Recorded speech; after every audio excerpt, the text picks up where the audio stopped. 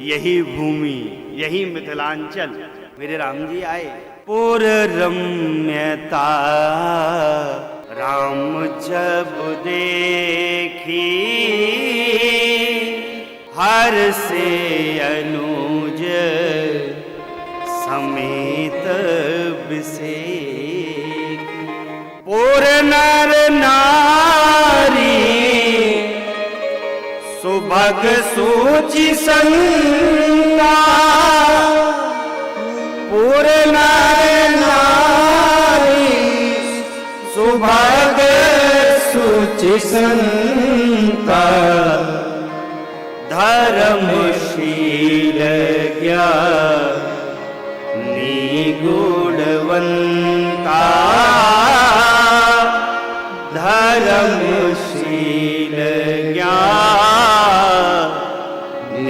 गुणवंता।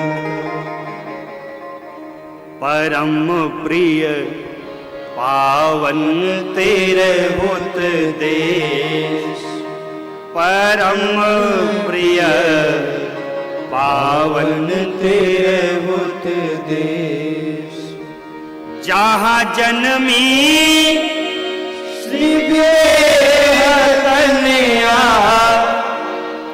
जहाँ जन्मी श्री बेहतनिया, माँ सीता मंजुल वेश। परम प्रिय पावन तेरे होत देश, परम प्रिय पावन तेरे होत देश। सखी मिथिला शहर गुलजार जी, सखी मिथिला, सखी मिथिला शहर गुलजार जी, सखी मिथिला।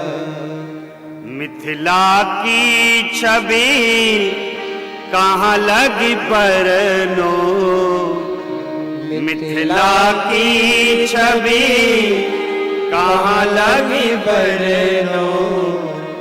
वेद न पावत पार जी, सखी मिथिला, सखी मिथिला शहर गुलजार जी, सखी मिथिला। नगर का सुंदर रमणीय वातावरण मेरे राम जी ने देखा, भैया के सहित आनंद में निमग्न हो गए। और मिथिलापुर वासियों का दिव्य परिचय है। पुर नर नारी सुभग सूचि संता, धर्मशील ज्ञानी गुणवंता। प्रश्न है बाबूजी, राम जी मिथिला ही क्यों आए? मिथिला ही क्यों आ गए? आप सब मिथिलांचल के लोग हैं, आप लोग बताइए मेरे राघव जी अयोध्या से मिथिला क्यों आए? क्या कारण हो गया जिसके कारण राम जी को मिथिला आना पड़ गया?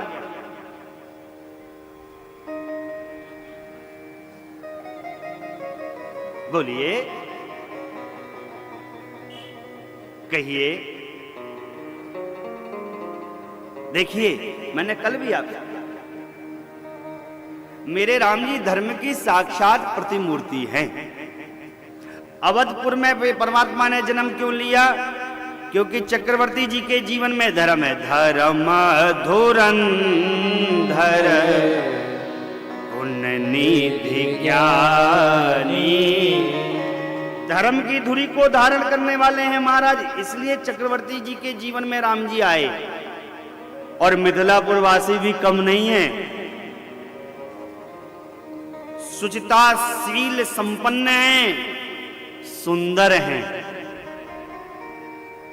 और धर्मवान हैं। मिथिला के लोग धर्मवान हैं। इसलिए चुंबक चुंबक को अपनी ओर खींचने लगता है। मिथिला पुरवासियों के धर्म ने मेरे रघुनाथ जी को अपनी ओर खींच लिया और मेरे राम जी आ गए साहब।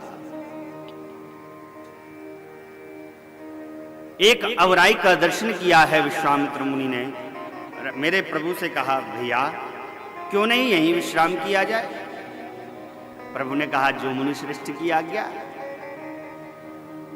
आए है साहब, विश्वामित्र मुनि विश्राम करने लगे हैं। राम लक्ष्मण कंदमूल फल लेने के लिए अमराई का दर्शन करने चले गए हैं साहब। इधर द्वारपालों ने खबर जानी है कि गाधी तने विश्वामित्र मुनि पधारे हैं। समाचार देने के लिए मिथिला पति को गए हैं। मिथिला पति को समाचार प्राप्त हुआ है। आहा हा हा साहब, क्या कहना। गोस्वामी जी कहते हैं, विश्वामित्र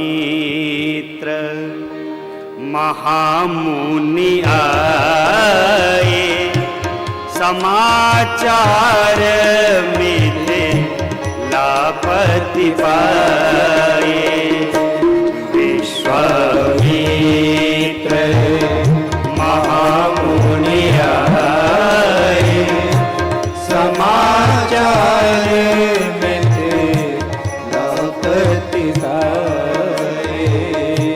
कीन्ही प्रणाम शरण धरि माथा, तेने आशीष मुदित मुनि नाथा।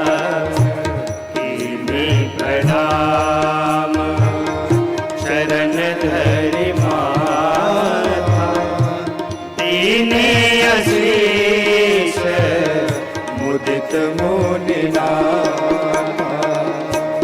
विप्र वृंद सब सादर वंदे, जानी भाग्य बड़ राहु आनंदे। विप्र वृंद सब सादर वंदे, जानी भाग्य बड़ राहु आनंदे। कुशल प्रश्न करि बारहि बारा, विश्वामित्र नृपहि बैठारा। विश्वामित्र नृपहि बैठारा। विश्वामित्र नृपहि बैठारा। मिथिलापति को समाचार प्राप्त हुआ। सचिवों के, सामंतों के, ब्राह्मणों के समूह को लेकर आज मुनि श्रेष्ठ की अगवानी करने पहुंचे। दर्शन हुआ विश्वामित्र मुनि का, चरणों में दंडवत प्रणाम किया है। आनंद में निमग्न होकर विश्वामित्र मुनि ने खूब आशीर्वाद दिया। सारे ब्राह्मणों ने, सचिवों ने, सबने बारी बारी से विश्वामित्र मुनि को प्रणाम किया। बार बार कुशल क्षेम पूछी है विश्वामित्र मुनि ने मिथिलापति की, और समीप ही बैठा लिया। अभी एक दूसरे से सुंदर संवाद प्रारंभ हुआ था कि इतने में मेरे प्रभु मेरे भैया के सहित आ गए। मेरे प्रभु के भैया का दर्शन करते ही सारे लोग उठकर खड़े हो गए। सब मेरे राम जी का दर्शन करने लगे। इतनी सुंदर मनोहर मूर्ति आज तक किसी ने दर्शन नहीं की थी। सब विस्मय में आकर मेरे राम जी का दर्शन कर रहे हैं। मिथिलापति तो बार बार अवलोकन कर रहे हैं मेरे राघव का।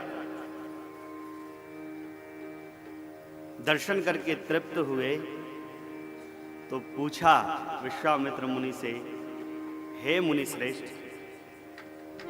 ये सुंदर बालक कौन है? इन सुंदर बालकों के बारे में मुझे बताइए। मुनि कुल के तिलक है या नप कुल के पालक हैं ये? हे मुनि श्रेष्ठ, जिन ब्रह्म के बारे में ना इतने में नहीं, इतने में नहीं, इतने में नहीं, ऐसा कहकर वेद थक जाते, कहीं वही इन दोनों का वेश धारण करके तो नहीं आ गए? मुझे बताइए। मैं आपसे सत्य कहता हूं, मेरे मन को सहज वैराग्य प्राप्त है।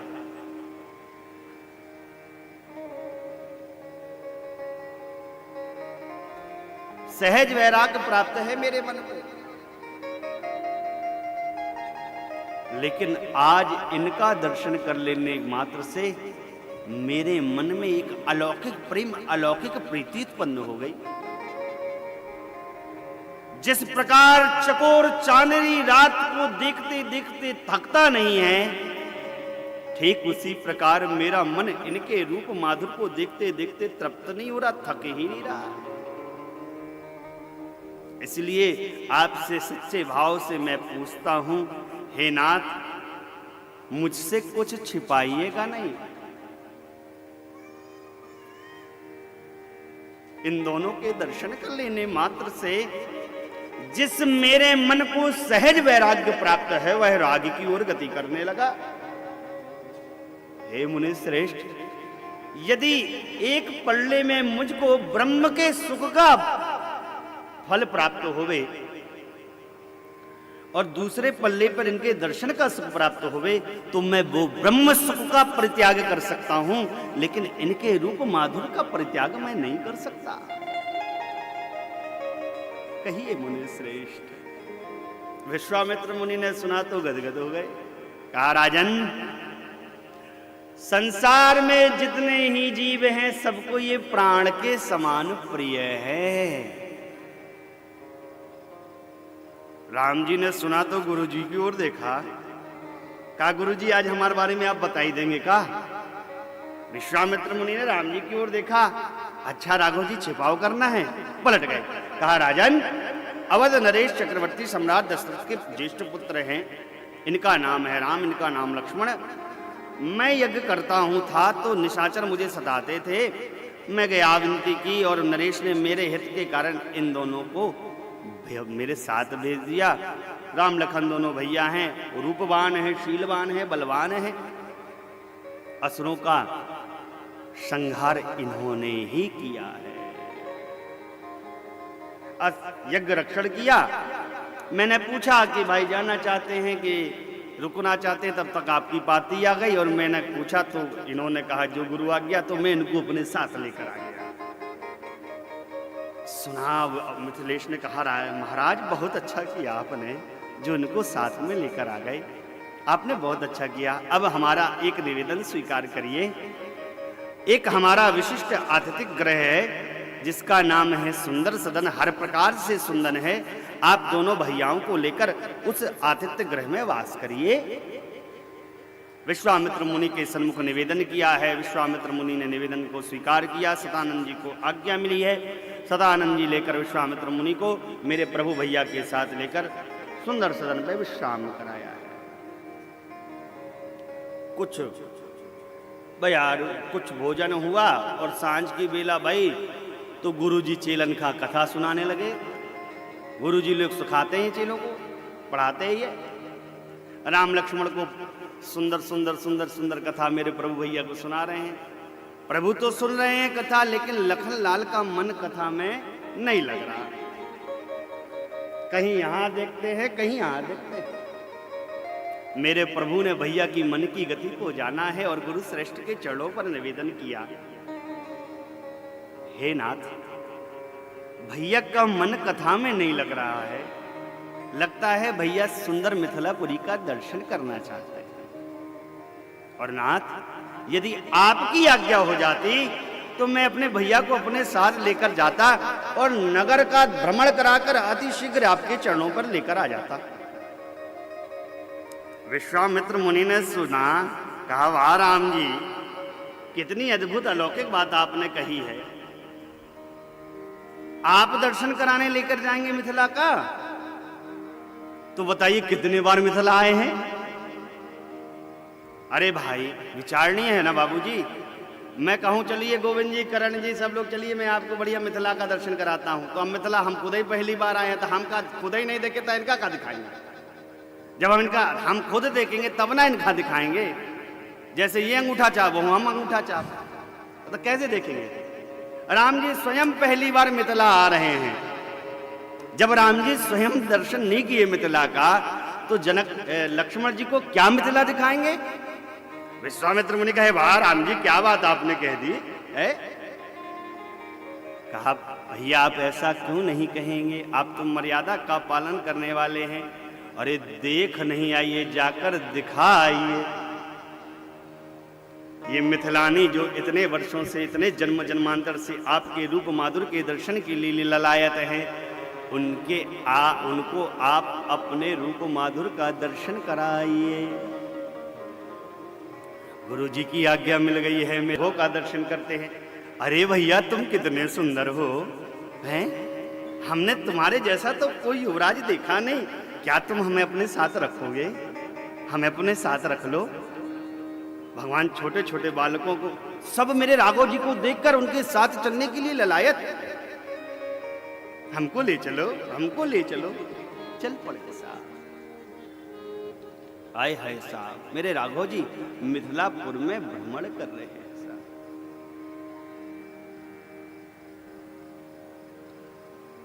सब कहते हैं इतने सुंदर है, इतने सुंदर है, इतने सुंदर है, क्या कहना है।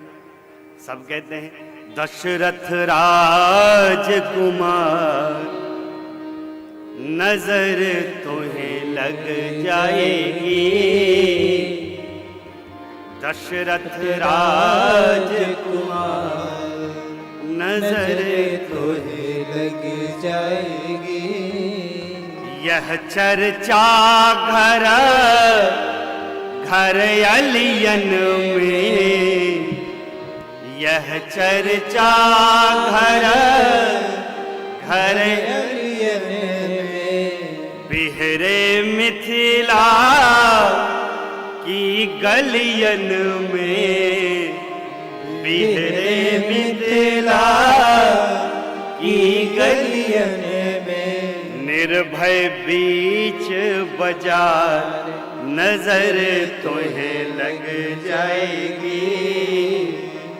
दशरथ राजकुमार, नजर तुम्हें लग जाएगी। जो जो देखता वो साहब ललायत हो जाता, रूप माधुर का दर्शन करने लगता। अरे साहब धीरे धीरे धीरे धीरे धीरे धीरे आग की भांति, आग की भांति पूरे नगर में समाचार फैल गया है कि वो जो दो कुंवर मुनि के साथ आए थे, जिनका स्वागत करने के लिए हमारे राजन गए थे, वह नगर में भ्रमण कर रहे हैं। आए है इतना सुनना था, क्या कहना। देखा नगर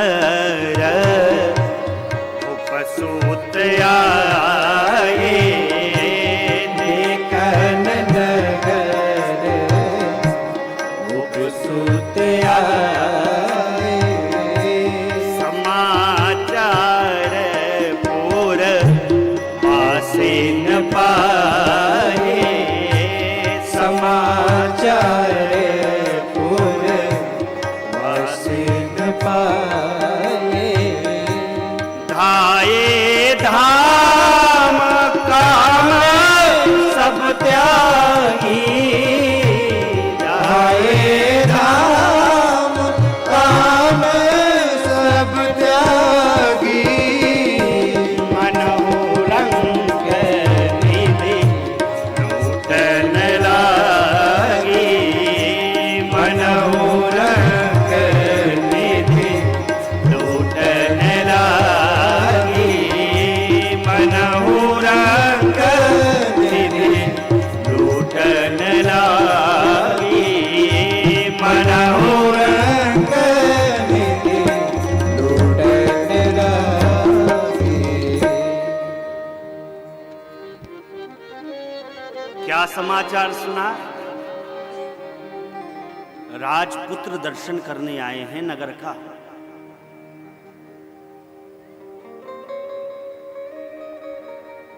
और जैसे ही समाचार मिला, आप दर्शन करिए। गोस्वामी जी कहते हैं ध्याये धाम काम सब त्यागी। जो जिस प्रकार के कार्य को उस समय कर रहा था उसने उसी क्षण उस कार्य को बंद कर दिया। किसी व्यक्ति का सौदा हो गया था प्रॉपर्टी का, चेक पर साइन ही करने थे और जैसे साइन करने के लिए पेन उठाया है इतने में भैया नगर में राजपुत्र, अब भैया बाद में चेक में साइन होगा। अरे डील कैंसिल, अब बाद में होगी, पहले राजपुत्रों का दर्शन कर लेने दो। हीरा जवाहरात कोई दे रहा है, पैसे का पेमेंट होने था, भैया बाद में पहले राजपुत्र का दर्शन कर लेने दो। जिस प्रकार कोई दरिद्र व्यक्ति उस पर खजाने की वृष्टि की जाए, खजाने को लूटने लगता है, ठीक उसी प्रकार मिथिला प्रवासी मेरे राम जी के रूप माधुर्य को लूटने लगे। सब अपने नेत्रों से मेरे राम जी के सुंदर रूप माधुर्य का दर्शन कर रहे हैं। अद्भुत साहब, अद्भुत। मां की अष्ट सखियों का भाव है। अष्ट सखियां झरोकों से मेरे राम जी का दर्शन कर रही हैं। है साहब, अष्ट सखियों का भाव है। और आपके मिथिला के बड़े ही दिव्य साधक हुए हैं, साकेतवासी परम पूज्य भक्तमाली श्री नारायण दास जी महाराज, पूज्य मामा जी महाराज। इस अवसर पर उनका बड़ा दिव्य पद है। सखियां आपस में परिचर्चा करती हैं एक दूसरे से। राम जी को देखकर क्या कहती है? आए है जनकपुरी की गली गली में, जनकपुरी की गली गली में बिहरत अवध किशोर सखी ये दोनों है चित जोड़। सखी ये दोनों है चित जोड़। सखी ये दोनों है चित जोड़। सखी ये दोनों है चित जोड़। जनकपुरी की गली गली में, जनकपुरी की गली गली में बिहरत अवध किशोर सखी ये दोनों है चित जोड़। सखी ये दोनों है चित जोड़। सखी ये दोनों है चित जोड़। सखी ये दोनों है चित जोड़।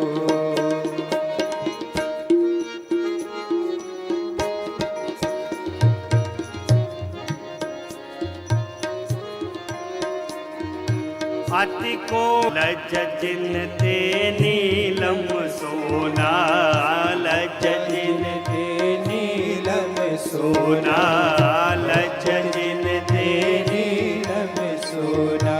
नृप दशरथ के हैं दो छोना, नृप दशरथ के दो छोना। नृप दशरथ के हैं दो छोना, दशरथ के दो चोना। एक सांवर एक गोर सखी दोनों है चित जोड़।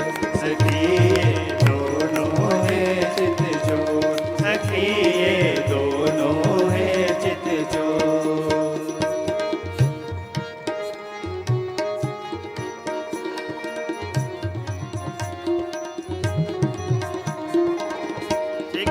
कचकारे घुंघरारे कुंडल श्रवण मुकुट सिर धारे। कुंडल श्रवण मुकुट सिर धारे। कुंडल श्रवण मुकुट सिर धारे।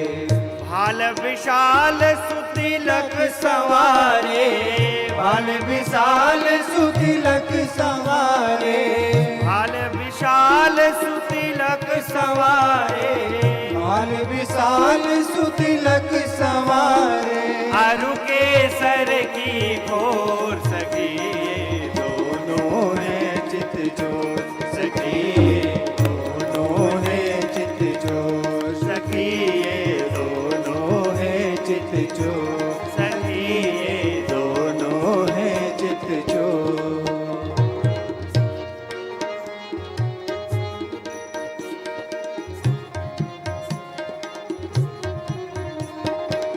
चितवन गजब कहर सी जावे चित दिस चितई मंद मुस्कावे जित दिस चिताए मंद मुस्कावे जित दिस चिताए मंद मुस्कावे पूरे आनंद सिंधु मड़ावे पूरे आनंद सिंधु मड़ावे पूरे आनंद सिंधु मड़ावे पूरे आनंद सिंधु मड़ावे अद्भुत उठे हिलोर सखी ये दोनों हैं चित चोर सखी ये दोनों हैं चित चोर सखी ये दोनों हैं चित चोर सखी ये दोनों हैं चित चोर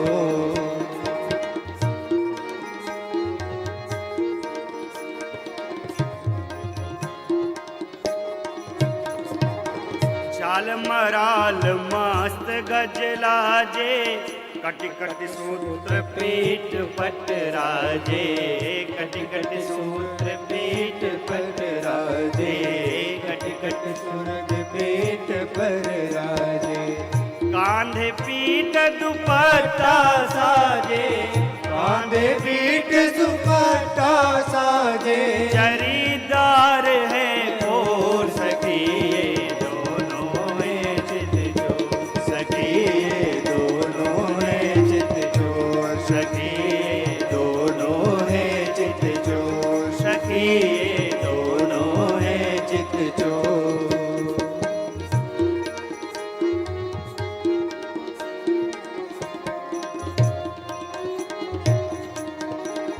जिन जिन नर नारी नयन निरखे सिय अनुरूप गुणत हिय हर के सिय अनुरूप गुणत हिय हर के सिय अनुरूप गुणत हिय हर से जिमि घन निरखि नयन जल बरसे जिमि घन निरखि नयन जल बरसे जिमि घन निरखि नयन जल बरसे गगन निरखि नयन जल बरसे नाच उठे मन मोर सखी ये दोनों हैं चित चोर सखी ये दोनों हैं चित चोर सखी ये दोनों हैं चित चोर सखी ये दोनों हैं चित चोर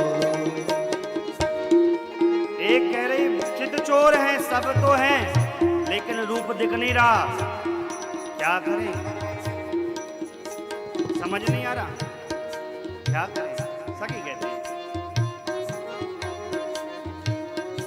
ऊपर ते मुख दीख परे ना बिन देखे मन धीर धरे ना बिन देखे मन धीर धरे ना बिन देखे मन धीर धरेगा तब ही परे ही हमें चैना जब वही बड़े ही हमें चैना जब तब ही परे ही हमें चैना जब वही परे ही हमें चैना जब लगे हमारी ओर सखी ये दोनों है चित चोर सखी ये दोनों है चित चोर सखी ये दोनों है चित चोर सखी ये दोनों है चित चोर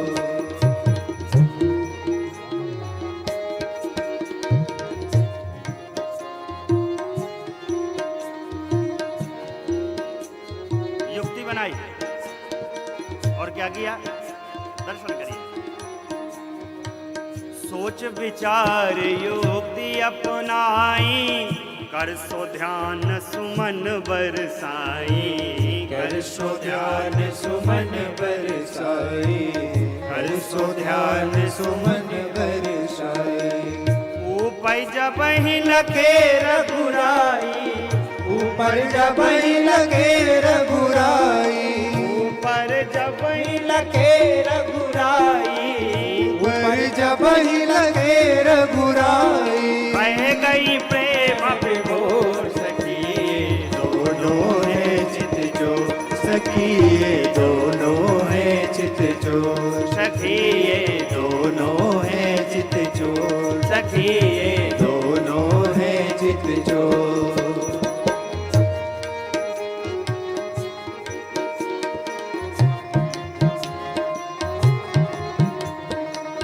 कह नारायण दास ने हनि दे, राखे नहीं बसाए कवन विधि, राखे नहीं बसाए कवन विधि, राखे नहीं साय कवन विधि, तब ही होई मनोरथ सिद्धि जब, वही होए मनोरथ सिद्धि जब, तब ही होई मनोरथ सिद्धि जब, वही होए मनोरथ सिद्धि जब, राम दे धनु तोर सखी, दोनों है चित चोर सखी, ये दोनों है चित चोर सखी, ये दोनों है चित चोर।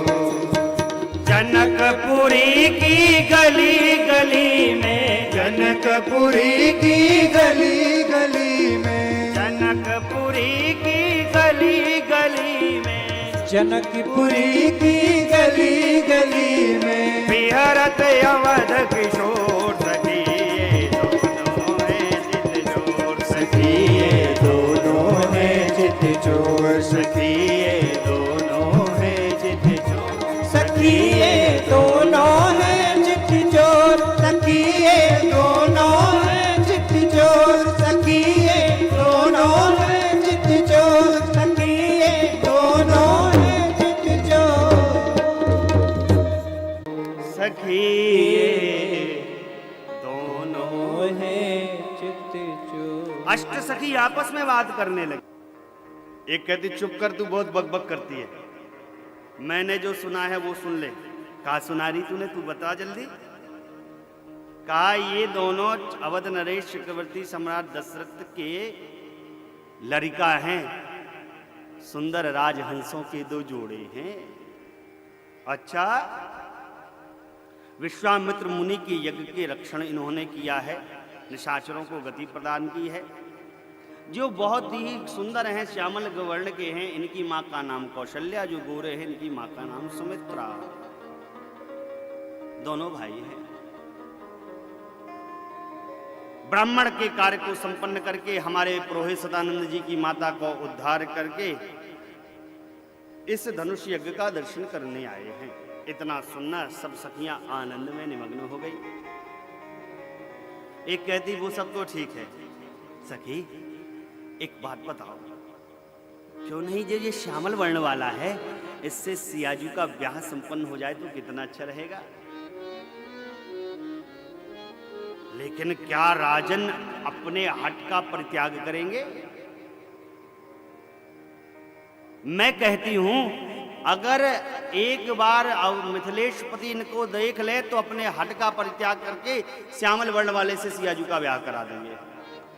दूसरी कहती चुप कर, बकबक मत किया कर, तुझे अब राजनीति का पता नहीं हो, राजा है हट का परित्याग नहीं कर सकता। और राजन ने इनको देख लिया, वही तो उनका स्वागत सत्कार करने गए थे।